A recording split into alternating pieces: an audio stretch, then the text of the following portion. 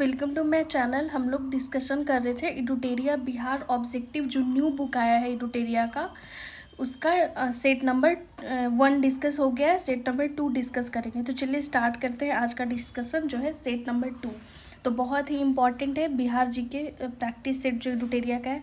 तो पहला जो क्वेश्चन है वो है, मुजफ्फरपुर में होम रूल लीग की स्थापना किसने की थी। तो हमेशा एग्जाम में होम रूल लीग से रिलेटेड क्वेश्चन आता ही आता है। तो इसका जो स्थापना करने वाले थे वो थे जनकधारी प्रसाद। ठीक है, तो होम रूल लीग की स्थापना अगर पूछे मुजफ्फरपुर में तो जनकधारी प्रसाद हो जाएगा। ठीक है, नेक्स्ट है सेकंड नंबर का क्वेश्चन कि बिहार में सबसे महत्वपूर्ण सूफी संत निम्न में से कौन थे। सबसे इम्पॉर्टेंट सूफी संत बिहार के। ठीक है, तो इसका सही आंसर होगा इमाम ताज फकी। ये जो थे सबसे महत्वपूर्ण सूफी संत थे। ठीक है, बिहार के। नेक्स्ट है आपका कि बिहार में शीतकालीन वर्षा किस कारण से होती है। मतलब विंटर में जो बारिश होती है वो किस कारण से होती है बिहार में। तो जो शीतकालीन वर्षा है वो भूमध्य सागर की ओर से आने वाले चक्रवातों के कारण होती है। ठीक है, नेक्स्ट है आपका कि बिहार राज्य खेल प्राधिकरण का गठन कब हुआ था। जो स्टेट का अपना जो खेल का अथॉरिटी है वो इसका गठन पूछ रहा है। तो इम्पॉर्टेंट है, फैक्चुअल सवाल हमेशा पूछ लिया जाता है बिहार के एग्जामिनेशन में। तो ये 1986 ईस्वी में इसका गठन हुआ था।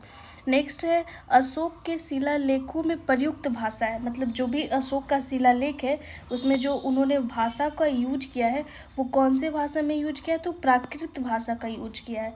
ठीक है, तो यहाँ पे प्राकृत ऑप्शन नंबर बी सही हो जाएगा। नेक्स्ट है आपका 6 नंबर का क्वेश्चन कि वर्ष 1911 ईस्वी में केंद्रीय विधान परिषद यानी कि सेंट्रल लेजिस्लेटिव जो काउंसिल थी परिषद में बंगाल और बिहार के विभाजन का प्रस्ताव किसने पेश किया था। तो बहुत ही इम्पॉर्टेंट क्वेश्चन है कि 1911 में जो सेंट्रल लेजिस्लेटिव काउंसिल होता है उसमें बिहार और बंगाल के विभाजन का प्रस्ताव जो पेश किए थे वो बहुत ही इम्पॉर्टेंट शख्स थे, सच्चिदानंद सिन्हा और मोहम्मद अली, दोनों मिल के पेश किए थे। तो इसलिए इसका आंसर क्या हो जाएगा, ऑप्शन नंबर डी A+B दोनों। ठीक है, नेक्स्ट आपका कि मुगल काल में बिहार आने वाला प्रथम विदेशी यात्री। तो ये क्वेश्चन याद रखिए कि मुगल काल में पूछ रहा है कि बिहार आने वाला प्रथम विदेशी यात्री कौन था। तो वो था मुल्ला तकिया। ठीक है, तो आंसर हो जाएगा ऑप्शन नंबर A मुल्ला तकिया। नेक्स्ट है कि बिहार सहित पूर्वी भारत में आर्यों का आगमन संभवतः हुआ था। मतलब पूछ रहा है कि जो ईस्टर्न इंडिया है उसमें आर्य का आगमन कब हुआ था, किस काल में हुआ था। तो ये उत्तर वैदिक काल में ही हुआ था। तो इसका आंसर हो जाएगा ऑप्शन नंबर सी उत्तर वैदिक काल में। ठीक है, नेक्स्ट है कि भारत छोड़ो आंदोलन के दौरान फूलेना प्रसाद श्रीवास्तव की मृत्यु झंडा फहराने के क्रम में पुलिस की गोली लगने से कहाँ हुई थी। तो जब भारत छोड़ो आंदोलन हो रहा था तो इनका जो मृत्यु था वो पुलिस की गोली लगने से हो गया था। ठीक है, तो ये पूछ रहा है कि कहाँ हुआ था ये घटना जो हुआ था।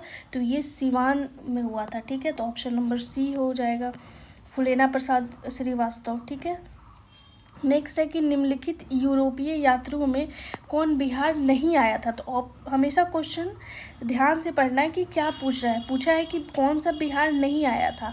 तो इसका सही आंसर हो जाएगा फ्रेंकोइस बर्नियर। जो बर्नियर था वो बिहार नहीं आया था। बाकी मैनरिक, जॉन मार्शल, पीटर मुंडी ये सब बिहार विजिट किया है। ठीक है, तो यहाँ पे सही ऑप्शन हो जाएगा ऑप्शन नंबर सी बर्नियर बिहार नहीं आया था। ठीक है, नेक्स्ट है कि मुंगेर में स्थित भीम बांध अभ्यारण्य किस तरह का वन प्रदेश है। तो ये भी आप याद रखिए कि जो भीम बांध अभ्यारण्य अगर पूछ दे कि कहाँ है तो मुंगेर में है। ठीक है, तो ये किस तरीके का वन प्रदेश है, तो ये शुष्क पतझड़ वन वाला प्रदेश है। तो ऑप्शन नंबर बी सही हो जाएगा। नेक्स्ट है कि वर्ष 1956 में भारत राज्य पुनर्गठन के समय बिहार का कौन सा जिला पश्चिम बंगाल में शामिल किया गया था। तो जब स्टेट रीऑर्गेनाइजेशन एक्ट आया था 1956 का, तो उस समय बिहार का कौन सा जिला वेस्ट बंगाल में शामिल कर लिया गया था। तो ऐसा क्वेश्चन बीपीएससी हमेशा पूछता है। तो ये है पुरुलिया डिस्ट्रिक्ट। ठीक है, पुरुलिया जिला जो कि अब प्रेजेंट में कहाँ चला गया है, वेस्ट बंगाल के पास।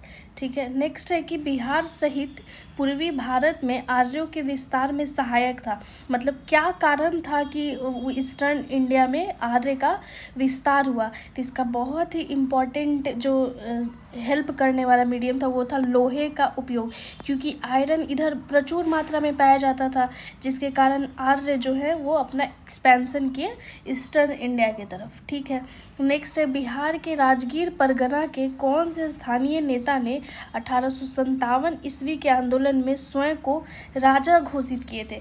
मतलब राजगीर में 1857 ईस्वी के दौरान। तो ये बहुत ही इंपॉर्टेंट क्वेश्चन है। ठीक है, तो इसका सही आंसर होगा हैदर अली खां। तो हम लोग को बस वीर कुंवर सिंह रिलेटेड टू जगदीशपुर याद आता है, और जो मतलब लोकल लेवल के जो नेता हैं वो हमेशा हम लोग नहीं याद कर पाते हैं। तो ये इम्पॉर्टेंट है, 1857 के आंदोलन में स्वयं को राजा बोले थे कि हाँ हम राजा घोषित कर लेते हैं। ठीक है, ये राजगीर परगना के थे, हैदर अली खां। ठीक है, फिर है कि बिहार पंचायती राज अधिनियम या फिर इंग्लिश में बिहार पंचायती राज एक्ट जो है 2006 से संबंधित कौन सा कथन सही है? हमेशा याद रखना है, सही पूछा है इसमें। ठीक है, तो इसमें सही कौन सा है वो पहचानना है। तो इसका सही कथन है कि बिहार पंचायती राज के अधीन ग्राम सभा की 2 बैठकों के बीच 3 माह से अधिक का अंतराल नहीं होगा। ठीक है, तो ये एक्ट में लिखा गया है। ठीक है, नेक्स्ट है कि बिहार में पर्वत पादीय मिट्टी के विस्तार को क्या कहा जाता है? तो पर्वत पादीय मिट्टी के विस्तार को कहा जाता है भावर का क्षेत्र। जो जैसे ये अगर रफली हम बिहार का मैप ड्रॉ करें, ठीक है, ये अगर रफली बिहार है, ये गंगा नदी है, तो ये वाला जो रीजन है ना, ये है पर्वत पादीय मिट्टी। तो इसे ही कहते हैं भावर का क्षेत्र। ठीक है, नेक्स्ट है कि बिहार में तुर्क सत्ता की स्थापना का श्रेय किसे जाता है? मतलब कि कौन जो है तुर्क सत्ता का स्थापना कर दिया था बिहार में? ठीक है, तो उसका श्रेय जाता है इख्तियारुद्दीन बख्तियार खिलजी। ऐसे आप बख्तियार खिलजी भी याद कर सकते हैं, यहाँ पे फुल नेम दिया गया है। तो बख्तियार खिलजी ही जो था वो तुर्क सत्ता का स्थापना किया था बिहार में।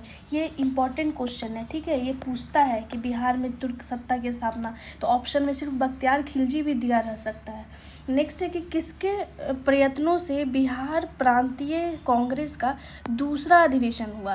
तो ये भी सही अच्छा क्वेश्चन है, पूछा हुआ क्वेश्चन है कि किनके प्रयत्न से बिहार प्रांतीय कांग्रेस का दूसरा अधिवेशन हुआ था?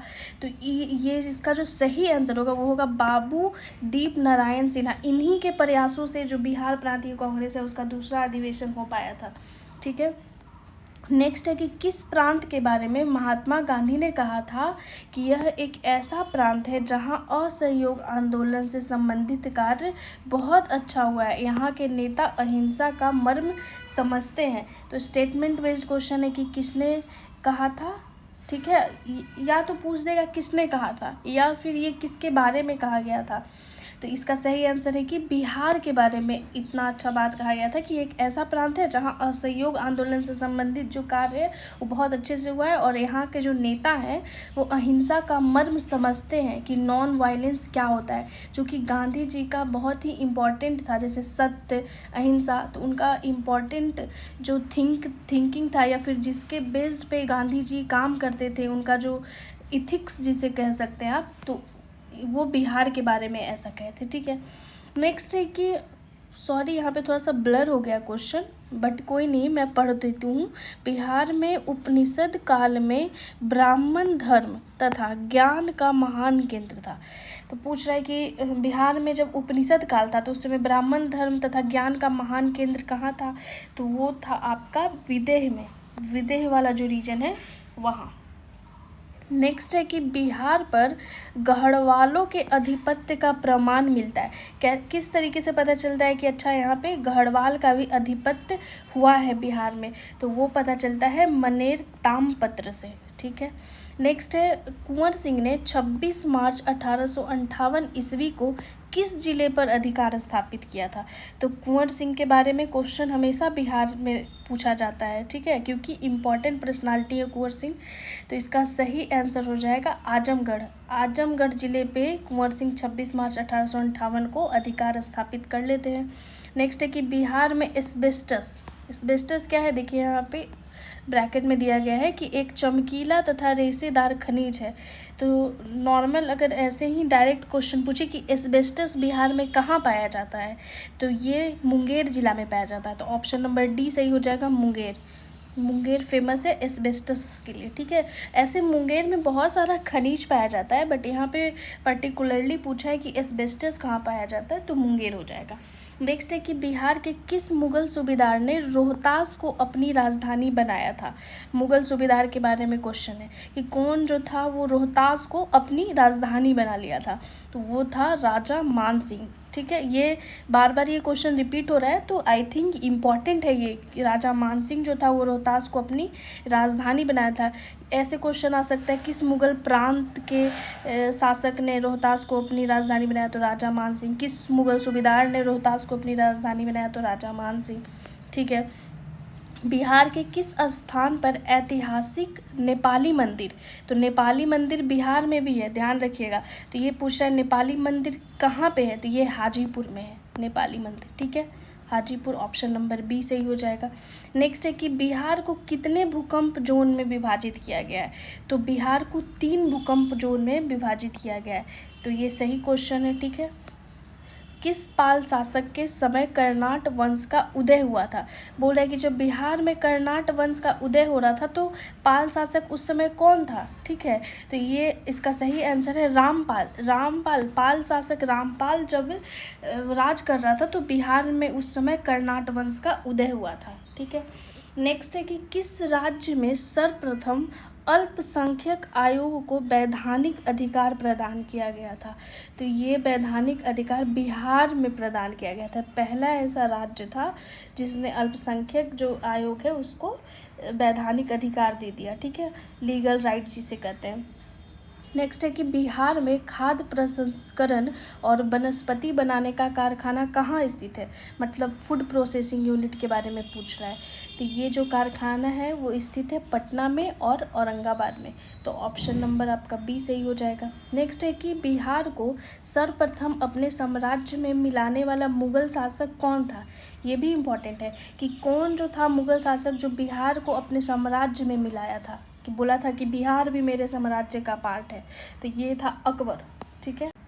नेक्स्ट है बिहार में अफगान सत्ता के आरंभिक उत्कर्ष में महत्वपूर्ण भूमिका किसकी थी, यानी कि जब बिहार में अफगान सत्ता अपने स्टार्टिंग फेज में था तो उस समय कौन जो था वो महत्वपूर्ण भूमिका निभाया था, तो वो निभाने वाले थे नुहानी कबीले, तो ऑप्शन नंबर डी सही हो जाएगा, नुहानी कबीलों की, ठीक है। नेक्स्ट है 32 नंबर क्वेश्चन कि बिहार में साइमन कमीशन के बहिष्कार का निर्णय किसके नेतृत्व में लिया गया था, यानी जब साइमन कमीशन बिहार आने वाला था तो उसका बहिष्कार करने का जो निर्णय है वो कौन लिए थे, तो ये जो निर्णय लिए थे वो थे अनुग्रह नारायण सिन्हा, ठीक है। तो ये है option number D, Anugrah Narayan Sinha, ठीक है। नेक्स्ट है कि निम्न में से कौन सा समूह की नदियाँ बिहार और उत्तर प्रदेश के बीच की सीमा रेखा बनाती है, तो इम्पॉर्टेंट क्वेश्चन है, अच्छा क्वेश्चन है ये, आप अपने से भी कर सकते हैं, ठीक है। तो ऐसे अगर रफली बिहार आप बनाते हैं, ठीक है, तो यहाँ पे यूपी है, आपको पता है इधर यूपी है, तो पूछ रहा है कि यूपी और बिहार के बीच जो सीमा रेखा बनाने वाली नदियाँ हैं वो कौन है, तो इसका सही आंसर होगा क्या, कर्मनाशा जो इधर से बहती है, गंडक, ठीक है, गंडक, घाघरा, तो ये तीनों नदियाँ, तो सही ऑप्शन हो जाएगा कर्मनाशा, गंडक और घाघरा, ये तीनों जो है वो सीमा रेखा बनाती हैं यूपी के साथ, ठीक है, बीच में ये गंगा नदी है, ठीक है। तो इसका सही आंसर सी हो जाएगा। नेक्स्ट है, ये देखिए क्वेश्चन ऐसे आप एलिमिनेट कर सकते हैं, जैसे कोसी, तो कोसी तो बीच में यूपी के साथ नहीं सीमा रेखा बनेगा। उत्तरी कोयल, अजय, पुनपुन, इसका ये भी सही नहीं क्योंकि अजय और पुनपुन ये सब इधर है, इधर बहने वाली नदियाँ, तो ये भी सही नहीं है।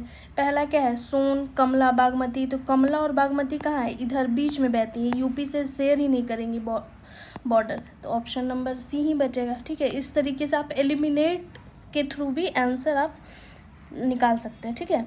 नेक्स्ट है कि गुप्त काल की एक सुंदर कार्तिकेय की मूर्ति किस जिले से प्राप्त हुई थी, तो गुप्त काल का था ये मूर्ति जो था वो गुप्त काल का था, और किन का मूर्ति था, कार्तिकेय का मूर्ति था, तो ये कहाँ से प्राप्त हुआ है, तो ये शाहाबाद से प्राप्त हुआ था, तो ऑप्शन नंबर सी हो जाएगा शाहाबाद। ठीक है, नेक्स्ट है कि बिहार के क्रांतिकारी नेता खुदीराम बोस के वकील निम्न में से कौन थे? तो ये थे Kalidas Basu, option number D. ठीक है, नेक्स्ट है जीविका बिहार सरकार की एक पहल है, इसका संबंध है। तो जीविका बहुत ही इम्पॉर्टेंट बिहार सरकार का एक इनिशिएटिव है, जिसमें गांव की जो महिला होती हैं, जो सेल्फ हेल्प ग्रुप के माध्यम से वो अपने फाइनेंशियल इंक्लूजन के लिए काम करती हैं। जो भी ऋण वगैरह बैंक के तरफ से मिलता है उनको छोटा मोटा काम करने के लिए, जो भी उनके वुमेन एम्पावरमेंट में या फिर उनके आगे बढ़ने में जो भी सहायक हो, तो बहुत ही इम्पॉर्टेंट है जीविका। ठीक है, तो इसका जो एम था जीविका बनाने का, यही उद्देश्य था बिहार सरकार की कि जो भी गरीबी है उसे हम हटाएं। जो महिलाएं गरीब हैं, जिनके पास पैसों की कमी है, ठीक है, तो उसके लिए तो गरीबी उन्मूलन मेन एम था जीविका का। अब तो जीविका जो है वो बहुत अच्छा काम कर रही है, जैसे कि जल जीवन हरियाली में भी जीविका का है। अब जीविका दीदी खाना भी जीविका दीदी किचन संभालती हैं। ठीक है, तो अब जीविका बहुत ज़्यादा एक्सपेंशन हो गया। ठीक है, तो स्टार्टिंग में जो सरकार का पहल था उसका संबंध था कि गरीबी उन्मूलन हमें करना है, तो इसलिए ऑप्शन नंबर सी सही हो जाएगा। नेक्स्ट है कि बिहार में किस राज्यपाल के कार्यकाल में सर्वप्रथम राष्ट्रपति शासन लगा था? तो ये भी इम्पॉर्टेंट है कि बिहार में जब सबसे पहले राष्ट्रपति शासन लगा था, उस समय कौन से राज्यपाल थे बिहार में? ठीक है, ये पूछ सकता है। उस समय थे नित्यानंद कानूनगो। ठीक है, उस समय के गवर्नर थे नित्यानंद कानूनगो। अब आप बताइए कि बिहार में सर्वप्रथम राष्ट्रपति शासन कब लगा था? कमेंट में आप बताइएगा। ठीक है, व्हेन, पहली बार। ठीक है, सर्वप्रथम आपको बताना है। नेक्स्ट है सरकी वंश के किस राजा ने मैथिली भाषा के प्रसिद्ध कवि विद्यापति को संरक्षण प्रदान किया था? तो ये संरक्षण प्रदान करने वाले राजा थे इब्राहिम शाह सरकी। सरकी वंश के थे। ठीक है, तो नाम याद रखिएगा, इब्राहिम शाह सरकी। ये कवि विद्यापति जो मैथिली भाषा के प्रसिद्ध कवि थे, उनको संरक्षण प्रदान दिए थे।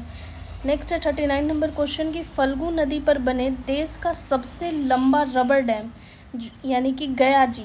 गया का नाम अभी रिसेंटली चेंज होके गया जी हुआ है, तो इसलिए यहाँ पे लिखा हुआ है कि देश का सबसे लंबा जो रबर डैम है जो गया जी में बिल्ट हुआ है, उसकी लंबाई कितनी है? तो बीपीएससी या फिर बिहार में जो क्वेश्चन पूछा जाता है वो फैक्चुअल पूछा जाता है ज़्यादातर, मतलब फैक्ट एकदम पूछ लेते हैं वो लोग। तो उसका सही आंसर हो जाएगा ऑप्शन नंबर ए 441, यानी कि 441 मीटर लंबा है वो रबर डैम। ठीक है, और किस नदी पे, ये भी ध्यान रखिएगा, फल्गु नदी पे। नेक्स्ट है शेरशाह ने अपने संपूर्ण साम्राज्य को कितने सरकारों में विभाजित किया था? तो जब शेरशाह शासन कर रहे थे तो वो अपने संपूर्ण साम्राज्य को सरकार में विभाजित किए थे कि इतना सरकार रहेगा। ठीक है, तो यही पूछ दिया है कि कितने सरकार में वो विभाजित किए, तो 47, टोटल 47 सरकार में वो अपने संपूर्ण साम्राज्य को विभाजित किए थे। नेक्स्ट है कि निम्न में कौन बिहार के प्रथम लोका आयुक्त थे? बहुत ही अच्छा क्वेश्चन है, पूछ सकता है कि बिहार के भाई प्रथम लोका आयुक्त कौन थे? तो वे थे वासुदेव सोहनी। ठीक है, वासुदेव सोहनी, ऑप्शन नंबर ए। नेक्स्ट है कि 1857 के विद्रोह के समय पटना डिवीज़न का कमिश्नर कौन था? ये मोस्ट इम्पॉर्टेंट है क्वेश्चन, क्योंकि हमेशा एग्ज़ाम में पूछा गया है कि जब 1857 का विद्रोह हो रहा था तो पटना डिवीज़न का कमिश्नर कौन था? ठीक है, तो मोस्ट इम्पॉर्टेंट क्वेश्चन है, आपको हमेशा याद रखना है। उस समय का कमिश्नर था विलियम टेलर। ठीक है, विलियम टेलर था जब 1857 का विद्रोह हो रहा था। पटना में पूछ देता है कि इस समय कौन थे कमिश्नर। ठीक है, नेक्स्ट है कि बिहार में 1835 में पहला जिला स्कूल खुला था। तो ये भी याद रखिएगा कि पहला जिला स्कूल बिहार में कब खुला, ठीक है, और कहाँ खुला। तो 1835 में खुला था, और कहाँ खुला था? तो इसका सही आंसर है पटना में ही खुला था। ठीक है, पटना में बिहार का पहला जिला स्कूल खुला था और 1835 में खुला था। नेक्स्ट है कि कैमूर पठार किसके लिए प्रसिद्ध है? तो कैमूर पठार हमेशा याद रखिएगा कि लाइमस्टोन यानी कि चूना पत्थर के लिए फेमस है, वो चूना पत्थर, ऑप्शन नंबर डी सही है। ठीक है, नेक्स्ट है कि बिहार औद्योगिक क्षेत्र विकास प्राधिकरण, जिसे बियाडा भी कहते हैं, ठीक है, Bihar industrial area development authority, इसका फुल फॉर्म बता दिए कि स्थापना किस वर्ष किया था। इम्पॉर्टेंट है क्योंकि हमेशा न्यूज़ में रहता है बियाडा, ठीक है। तो इसका जो स्थापना हुआ था वो 1974 में हुआ था, 1974 में हुआ था। ऑप्शन नंबर बी सही है। नेक्स्ट है 46 नंबर का क्वेश्चन कि बिहार में विधान परिषद की प्रथम बैठक कब हुई थी। तो ये भी अच्छा क्वेश्चन है, ठीक है। बिहार में विधान परिषद जो है, ठीक है, लेजिस्लेटिव काउंसिल जिसे इंग्लिश में बोलते हैं आप लोग, उसका प्रथम जो बैठक है वो कब हुआ था। पूछने वाला क्वेश्चन है, पूछा भी है बीपीएससी या फिर जो भी बिहार में एग्ज़ाम होता है। तो ये पहला जो बैठक है वो हुआ था 20 जनवरी 1913 को, ठीक है। नेक्स्ट है घाघरा ब्रैकेट में सरयू, यानी कि यूपी में इसी नदी को हम लोग सरयू नदी के नाम से जानते हैं, लेकिन जब बिहार में ये नदी आती है तो इसे घाघरा के नाम से हम लोग जानते हैं। तो ये पूछ रहा है कि बिहार में किस स्थान पर गंगा से मिलती है। तो ये भी इम्पॉर्टेंट है कि कहाँ पे कौन नदी मिलती है, ये हमेशा पूछा जाता है बिहार के एग्जामिनेशन में। तो इसका जो एकदम पर्टिकुलर स्थान का नाम है वो आप याद रखिएगा, रिविलगंज, ठीक है। रिविलगंज के पास सरयू यानी कि घाघरा नदी गंगा से मिल जाती है। नेक्स्ट है कि बिहार में फल अनुसंधान एवं विकास संस्थान कहाँ स्थित है। ये भागलपुर में स्थित है, तो ऑप्शन नंबर ए सही हो जाएगा। नेक्स्ट है 49 नंबर का क्वेश्चन कि बिहार में पहली बार, ठीक है, कोई भी चीज़ पहली बार हो बिहार में या फिर बिहार रिलेटेड हम लोग डिस्कस कर रहे हैं तो ज़्यादातर बिहार का ही क्वेश्चन रहेगा। लेकिन अगर देश में कोई चीज़ प्रथम हो रहा हो, इन जनरल मतलब हम बता रहे हैं कि देश में अगर कोई प्रथम हो रहा हो या फिर विश्व में कोई चीज़ प्रथम हो रहा है, पहली बार हो रहा है, तो वो सब चीज़ इंपॉर्टेंट हो जाता है। तो इसी तरीके से बिहार में पहली बार पक्षियों की गिनती हुई थी, ठीक है, तो ये पूछ दिया कब की गई थी। तो ऑप्शन नंबर सी, अप्रैल 2022 में ये कंडक्ट हुआ था, ठीक है, पक्षियों का गिनती। तो ऑप्शन नंबर सी सही हो जाएगा।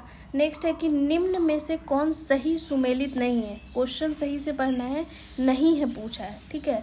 तो इसका सही आंसर हो जाएगा सी, अजय झील रोहतास में नहीं है, ठीक है। बाकी जगतपुर झील भागलपुर में है, मत्स्यगंधा झील सहरसा में ही है, खड़गपुर झील मुंगेर में ही है। तो यहाँ से आप 3 फैक्ट याद कर सकते हैं, जगतपुर झील भागलपुर, मत्स्यगंधा झील सहरसा और खड़गपुर झील मुंगेर। और कौन सही नहीं है, अजय झील, अजय झील रोहतास में नहीं है। तो ये जो सेट था ख़त्म हो गया। 50 क्वेश्चन का एक सेट है बिहार स्पेशल का, यहाँ पे आंसर की है, ठीक है। तो इस तरीके से आपका सेट नंबर 2 ख़त्म होता है। नेक्स्ट वीडियो में हम लोग सेट नंबर 3 डिस्कस करेंगे। तो अगर आपको मेरा वीडियो अच्छा लगता है या फिर कोई सजेशन देना है तो आप कमेंट बॉक्स में कमेंट ज़रूर कर दीजिएगा और ज़्यादा से ज़्यादा लाइक कीजिए, शेयर कीजिए, सब्सक्राइब कीजिए। Thank you so much.